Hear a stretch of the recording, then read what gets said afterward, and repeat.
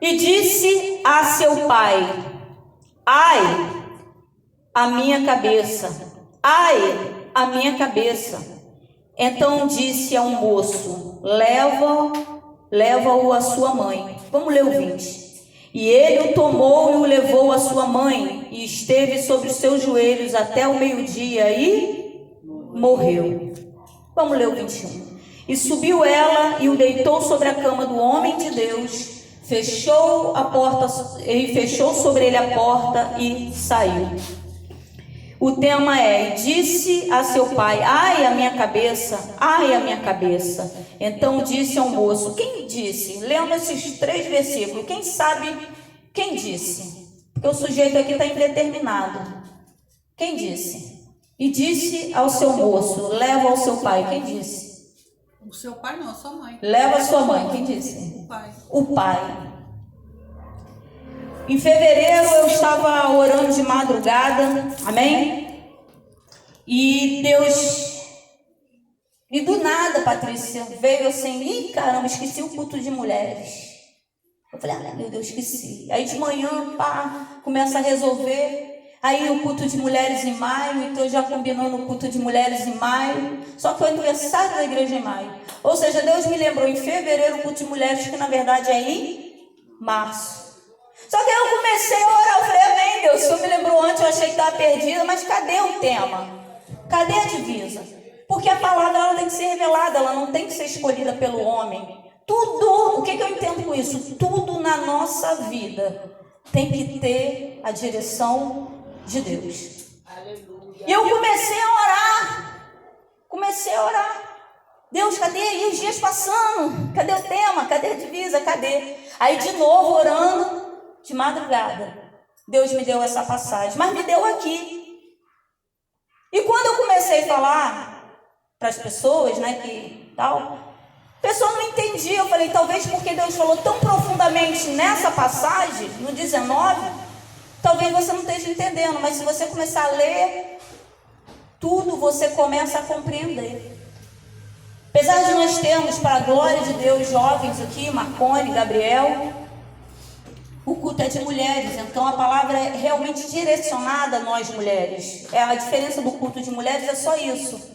É que é um puxão de orelha nas mulheres. Né? Patrícia recebeu, botou até 2 agora. Tô brincando. Mas é uma palavra para chamar a atenção da força. Fica de pé. A minha cunhada chegou aqui, eu pedi ela para dirigir o culto, ela me chega com uma blusa dessa. Olha o que está escrito, gente. Primeiro que eu tô doida para fazer uma blusa dessa que eu vi, amei, preto com dourado, não ficou lindo? Mulheres fortes em dias difíceis. Aleluia. É o tema. Pode sentar, minha perna. Mulheres fortes em dias difíceis. Vamos entender Sunamita. Sunamita era uma mulher rica, então a gente entende que não precisava de dinheiro. Vivia no meio lá do povo dela, mas tinha, pelo que se lê, conhecimento, né? Tinha status, né? Era rica, tinha status, estava tranquila. Mas havia um desejo no coração de Sunamita que só Deus sabia. Tem coisas no nosso coração, Patrícia, que nós não temos coragem de dizer para ninguém rir da nossa cara. Porque se a gente fala, os outros vão falar assim: pô, isso é impossível para você. Pô, isso aí não é para tua idade. Se põe no teu lugar. Ou tu é jovem demais, ou tu é velho demais, mas as pessoas sempre botam obstáculos nos nossos sonhos. Mas Deus não. Então o Sunamita não comentava com ninguém. Só que um Sunamita é uma mulher que nós temos que observar e tirar exemplo para a nossa vida. Essa mulher, ela observava um homem de Deus andando para lá e para cá. Ela não era fofoqueira, que ficava observando os vizinhos. Ela notou alguém diferente, alguém que podia trazer a resposta para a sua vida. Porque antes da morte da cruz, não podíamos ir direto a Deus. Claro que na verdade a graça já existia. Né? Se falar Jesus, sim, Jesus trouxe a graça, mas a graça sempre existia. Se não podia, então por que Davi orava a Deus e falava e tinha resposta? Na mesma oração que no Salmo 27, Davi está orando a Deus e Deus está respondendo. Então a graça já existia, já era tempo da graça já. Mas pela lei tinha que ir até o profeta. E o profeta representava Deus. E ela fala para o marido dela: eis que vejo um santo homem de Deus que passa para nós para cá, e começa a colocar no coração fazer algo para Deus. Vamos botar aqui um quarto, botar um candeeiro. Sabe o que eu entendo com isso, Maria? Ela estava chamando Deus para dentro da sua casa. Ela estava separando um lugar para dentro da nossa casa. Por menor que seja a casa, nós temos que ter o nosso quarto. Quem já viu o Quarto de Guerra? Aquele filme ali, eu vivi aquilo ali tudo. Falei, escrevendo a história da minha vida. Escreveram. Porque eu tinha um mistério de meio-dia, 6 horas da tarde com o meu quarto, que eu podia estar conversando com todo mundo na sala, parecia que um imã. Eu começava a ficar assim olhando para a pessoa e olhava para o relógio, 5 para meio-dia, 12:01, Deus me chamando. E era dentro do meu quarto, enquanto eu orava, que Deus ia me revelando a vida das outras pessoas e falando: vai lá na minha filha falar isso. Ou seja, como é que nasce um profeta, Patrícia? Em oração. Quanto mais tempo de você tiver de oração, mais tempo de intimidade, você se torna um profeta. Um profeta, ele não é escolhido porque ele é alto, porque ele é baixo, porque ele é rico, porque... Não, um profeta, ele é escolhido porque ele tem um tempo que ele tira para Deus. Ele tem algo que ele separa para Deus. E aquela mulher separou um quarto, separou um candeeiro. Não foi feito de qualquer jeito. Ela viu toda a necessidade do profeta, e o profeta representava o próprio Deus. E o profeta, voltando para a parte humana dele, começa a se questionar: o que a gente pode fazer para essa mulher? E Jesus fala: eis que tem observado que ela não tem filhos. Tem coisa na nossa vida que os vizinhos estão vendo, que os parentes estão vendo, que às vezes a gente está até envergonhado já, né? Que o pessoal pensa: poxa, né? Tem gente que ainda fala. Pior é quando fala, que a gente, né, já fica meio ferido, meio doído. Melhor quando fica calado. Né? Porque ainda tem gente que fala: não casou não, ainda não casou, já está velha para casar. Teve filho não. E isso e aquilo. Estava escondido no coração dela, mas alguém observou e falou. E o profeta chega à presença de Deus, lembrando que agora ele volta a representar Deus, porque estamos falando de um homem que representa Deus, mas levando para o mundo espiritual, ele já fala: daqui a um tempo determinado tu gerarás. Ou seja, ela fez sem intenção. Ela fez algo para Deus sem intenção de resposta. Ela só queria agradar a Deus. Quando chegamos a esse nível de adoração, onde nós adoramos Deus pelo que Ele é e não pelo que Ele pode fazer, Gabriel, as coisas começam a fluir de uma tal maneira que quem está lá fora se espanta. Porque os milagres começam a acontecer não só na nossa vida, mas passamos a ser fonte de milagre para outras pessoas. Porque quando aquela mulher gerou um filho, o marido dela também era estéril, passou a ter um filho também. Mas nesse versículo 19 você percebe uma coisa. Agora ela já está, Patrícia, abençoada, feliz. E o menino está lá já grandinho, trabalhando com o pai. Só que o milagre está doente. Ela está em casa pensando que está tudo bem, mas uma batalha espiritual está acontecendo para destruir algo dentro da casa dela, dentro da vida dela. Mas sabe qual é a diferença de sunamita? Ela não está dispersa. Ela não está de bobeira.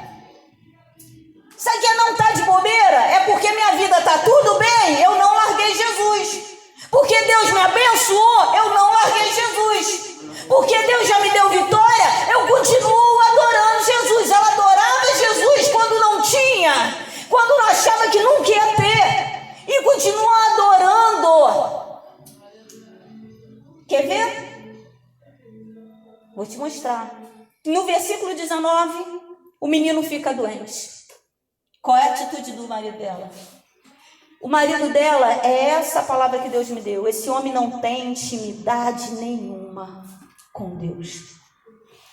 O milagre na casa dessa mulher aconteceu porque ela tinha intimidade com Deus. Essa mulher não ficou esperando o marido dela ir para a igreja, o filho dela ir para a igreja, né? Porque é o cabeça. O cabeça tem que ir primeiro. Não, ela não ficou. Ela tinha intimidade com Deus. Está evidente aqui no versículo 19 que ele não tinha nenhuma. O menino está doente, Gabriel. Qual é a dele? Enfia a mão e pá, mete lá, né? Pentecostal dentro. Se a pessoa não ficar curada, cai durinho. Porque pá, mete logo uma mão. Né? Não, ele pega, chama um empregado. Ele é incapaz de pegar o filho que ele queria tanto e sair correndo.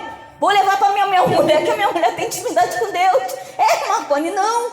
Ele ainda manda o empregado levar.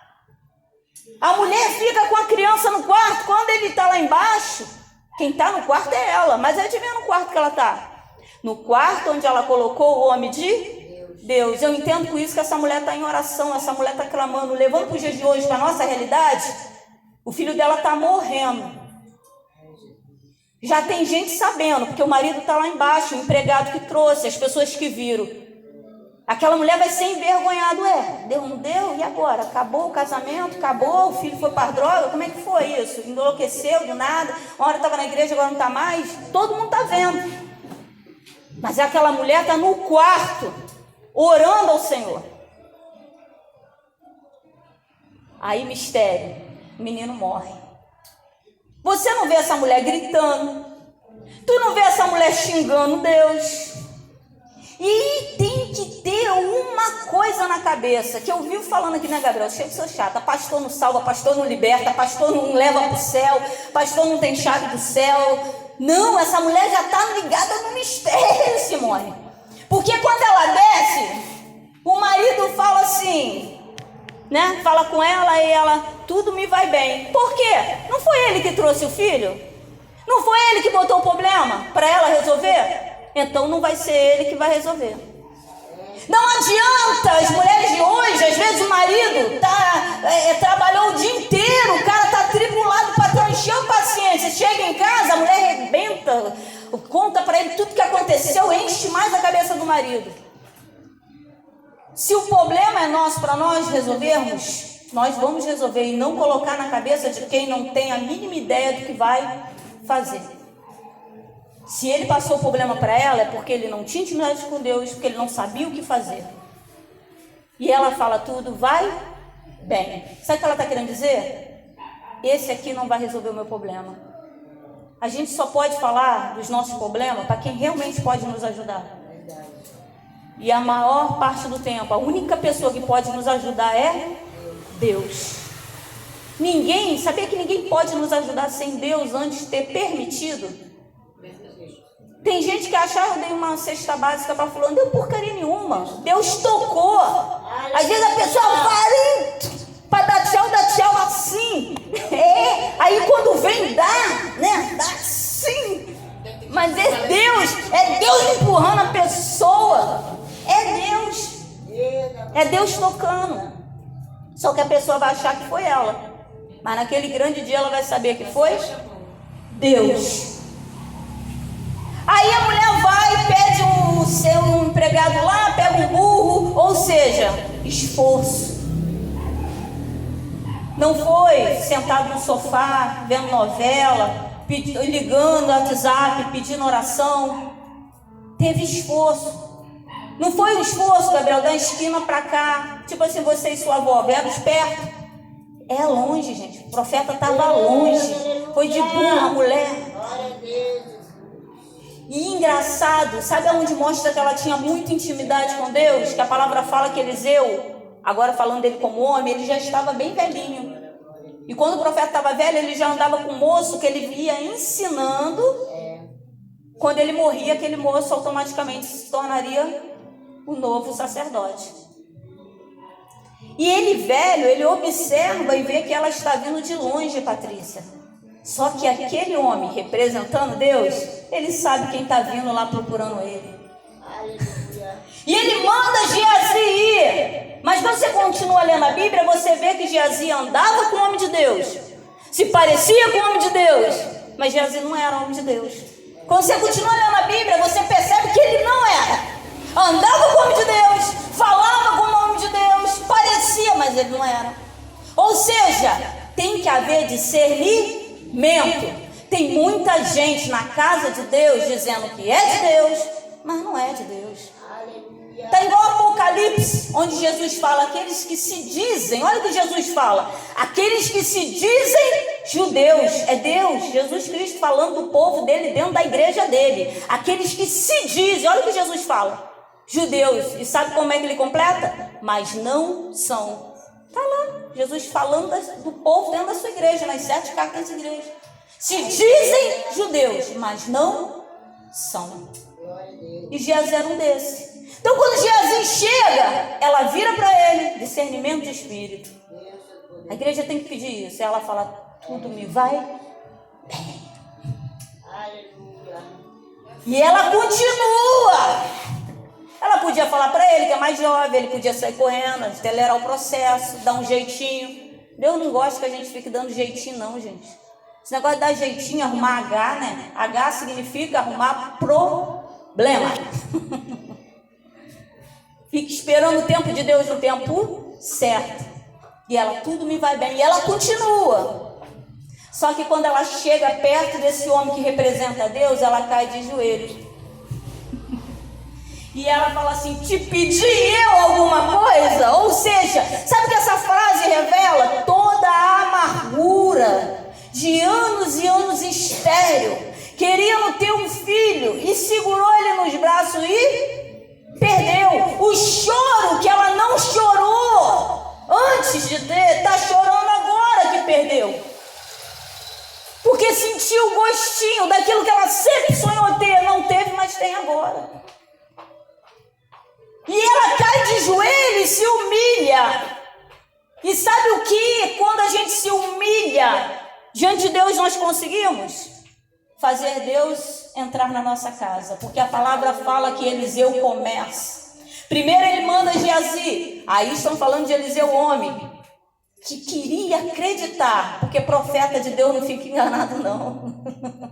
Mas ele queria acreditar que Geazi tinha jeito. Ele queria. Aí manda Geazi. Só que se entenda com isso. Deus sabe quem é e quem não é. E quem é, tem a presença de Deus.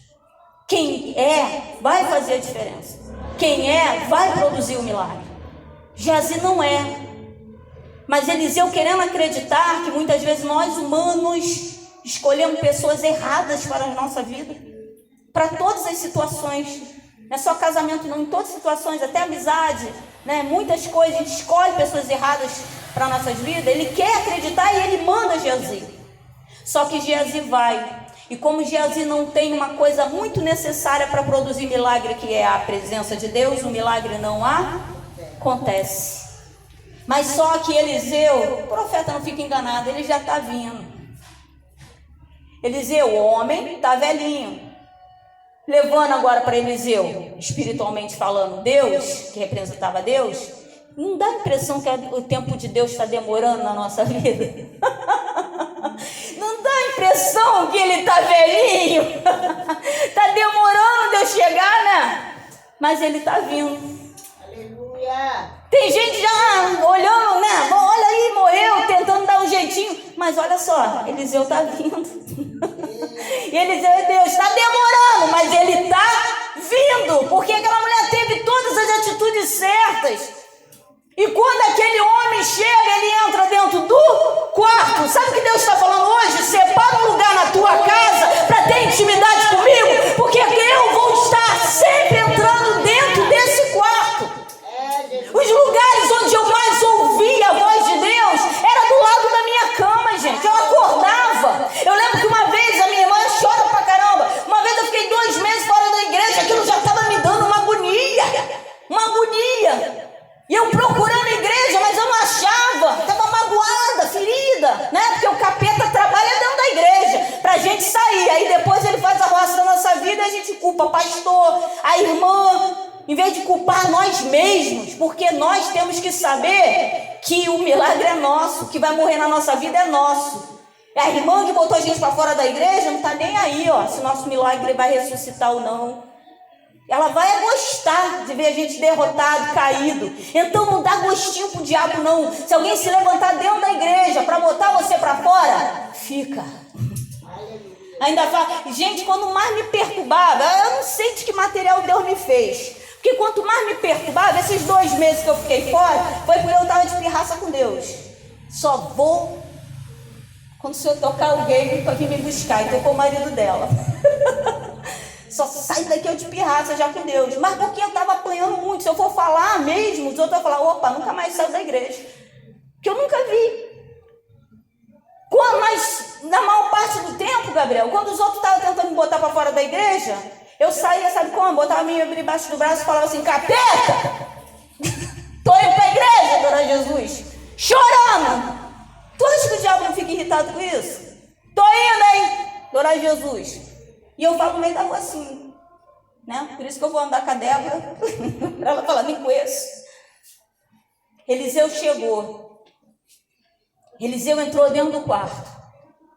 Quando Deus entra numa causa nossa, você vai saber, porque só sai quando ressuscitar. Quando ele veio, ele trouxe o filho dela e colocou nos braços dela vivo.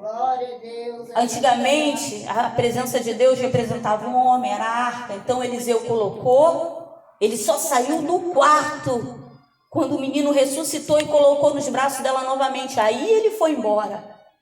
Mas graças à morte de cruz, hoje Deus não vai embora, só vai se a gente botar ele para fora. Que é isso que as pessoas não entendem. Nós estamos botando Jesus para fora. Quando eu insisto em ficar dentro da minha casa xingando palavrão, eu estou botando Jesus para fora. Quando eu insisto no meu pecado, que Deus já falou, eu sei que para você é bobeira, mas larga ele, eu estou botando Jesus para fora. Jesus nunca vai embora. Agora ele anda dentro de nós. Aleluia. A gente entra dentro de casa, ele, como é que pode isso? Ele está dentro do nosso quarto, está dentro da sala, está dentro do banheiro, né? Eu lembro que o nosso pastor, né, Maria, e aqui também Simone, Patrícia, né, ele falava que, eu lembro que trouxe escândalo, mas eu achei tão engraçado porque eu tinha essa espécie de intimidade. Ele falava assim, irmão, Deus me deu a palavra enquanto eu estava lá embaixo do chuveiro tomando banho. Aí os outros, como assim? Pelado? Jesus estava no banheiro enquanto ele estava tomando banho pelado? Porque Jesus não sai do banheiro só porque a gente ficou pelado. O nome disso é transparência. Nós temos que ser transparentes com Deus. A palavra que Deus me deu hoje para as mulheres. Os homens podem cobrar das mulheres, amém? Mas lembrando que vocês são cabeça, tá bom? Os dois, não ficam me olhando com essa cara, não. Nós, mulheres, temos que parar de esperar que os homens sejam fortes. Você sabia que a maioria dos homens que eu conheço, eles não são fortes? Eles se fazem de fortes? Meu marido, ele faz um esforço tremendo. Eu sei quando ele está triste, porque os olhos dele ficam cheios de água, mas ele não chora, porque ele foi ensinado que o homem não chora, ele se faz de forte. Por mais durão, grotesco que um homem seja, você, quando começa a lidar com ele, você percebe que ele é frágil, e que uma mulher com sabedoria consegue manejar um homem. Não, tem homem que deixa Deus botar na moenda, né? Mas sabia que Deus tira? O próprio Deus tira. Não tira, Maria? Tira. Eu já falei para Maria, qualquer dia ela vai dar esse testemunho aqui. Tira. Deus tira. Mas a mulher, quando o homem é bom, ela tem que ter medo de perder esse homem bom. Sabe por quê? Eu vou falar isso também. Eu lido com milhares de pessoas, gente. O que tem de mulher que teve homem bom e chutou ele para fora de casa e agora está chorando, não é brincadeira. Quando estava com ele, não percebia, Simone, que ele era bom. O cara não prestava, o cara não valia nada. Mas agora que está longe, que ele já está caminhando para outra, aí percebe que o cara era bom. Por quê? Porque está pegando um homem ruim. A gente tem que aprender a dar valor ao que temos nas mãos. A gente tem que saber que nós somos fortes. Tem mulheres sentadas dentro de casa, eu lido com milhares de pessoas, esperando o marido levantar para ir para a igreja. Sunamita ficou sentada dentro de casa esperando? Não. Outra coisa, nós temos que saber realmente o que nós queremos. Porque a palavra de Deus fala que o homem inconstante, ele é dividido, ele tem pensamento dividido. Uma hora eu quero, uma hora eu não quero. Eu tenho que ter certeza daquilo que eu quero. Sunamita queria um filho. Você tem certeza do que você quer? Você tem certeza? Você quer fazer faculdade? Faculdade de quê? Ou você quer trabalhar na padaria, ganhando uns 900 e poucos reais? Nem parou para pensar nisso, né? Entre ganhar uns 7 mil reais, 8 mil reais fazendo uma faculdade, Patrícia, ou ganhar 1.100 por aí na padaria. Tá entendendo que a gente ainda nem parou para pensar no que realmente queremos? Se nós queremos passar na faculdade, nós temos que estudar. Tem um esforço. Mas você sabia que a gente ora, bota a mão assim na cabeça e fala: Senhor, me dá inteligência. E Deus começa a abrir o entendimento. Vamos levantar hoje. Eu vou pedir para que vocês façam uma fila. Nós estamos com a campanha do sangue aqui. E ontem orando, eu senti no coração. Cada um vai beber um pouco aqui. Amém? E vai levar um saquinho. Esse saquinho, você taca na cabeça do homem que você deixou em casa. Amém? Não. Não é. Você vai pegar uma gotinha, irmão, uma gotinha, e vai orando. O Gabriel já entendeu. Ensina pra tua avó, né, Gabriel? Fez assim? Não pode só botar a gotinha, Marconi. Tem que orar, tem que repreender coronavírus, sabe? E tudo que vem junto vai repreendendo e orando. Uma gotinha só. O restinho que sobrar, vai dando um golinho. Não, a pessoa vai ter que vir aqui, porque esse aqui é um mistério. Peraí. Dá um golinho, uma gota de sangue para cada um, entendeu? Para a família que ficou em casa. Você já bebeu aqui, não precisa. Cada representante da família vai levar. Só tem um mistério. Você tem que vir aqui, você tem que querer o sangue de Cristo. Diferente da Santa Ceia, que a gente tem que abrir mão dos nossos pecados, tem que casar. Esse não. Eu quero o sangue de Cristo, eu venho até aqui, eu recebo. Amém? Mas antes, vamos estender a mão aqui. O suco que está aqui eram 3 garrafas, amém? Ele está embaixo de jejum, ele está indo para monte, embaixo do sovaco. Esse está ungido, né? Tô brincando. Até a Maria já sofreu. Está indo com azeite para monte, está de madrugada, ele está embaixo de oração, ele está debaixo de jejum, ele não está de bobeira não. 3 horas da manhã eu estava em cima dele orando, igual minha cunhada e minha irmã, chorando, porque eu quando começo a orar, eu começo a clamar, começo a chorar. Mas tem que ter fé, amém? Cada um de vocês vai fazer a oração, eu vou fazer uma aqui. Estende a mão aqui para cá, por favor. Mas orem aí também, também. Estou de olho em tu, quer ver a boca mexer? Ora aí. Senhor Pai amado, Deus querido, Espírito Santo de Deus, Rei dos Reis, Senhor dos Senhores, Santo, Justo, Fiel, Verdadeiro, Maravilhoso, Eterno, Deus Santo. Deus maravilhoso, Deus, quando as pessoas beberem, é o que eu tenho te pedido isso todos os dias, Senhor. Que as pessoas venham ser curadas, venham ser libertas. Se tem ódio, se tem mágoa no coração, se tem alguma coisa, Pai, porque a libertação é de dentro para fora, que está dentro dessa pessoa que precisa sair. Quando ela beber, Pai, que ela venha ser liberta, vício de bebida, vício de drogas. Pai amado, infelizmente, Pai, o governo mandou fechar as igrejas. Eu não estou aqui, Pai amado, Deus querido, para desobedecer o homem. Mas aqui, Senhor, está a campanha do sangue vai parar, mas aqui está o sangue, Pai amado, Deus querido. Que, Senhor, a tua glória venha permanecer. E que o Senhor venha mostrar quem é quem, Pai amado, Deus querido. Deus, em nome de Jesus, ao elas ungirem as portas da sua casa, que o Senhor venha repreender não só o coronavírus, mas toda espécie de epidemia. Pai, amizades falsas, demônios de acompanhamento, em nome de Jesus, venha ser repreendido. Que todo mal, Pai amado, toda sequela, Pai, tudo aquilo que o coração dela deseja, assim como de Sunamita, Pai amado, que ela venha receber, Pai, em nome de Jesus. Amém, amém.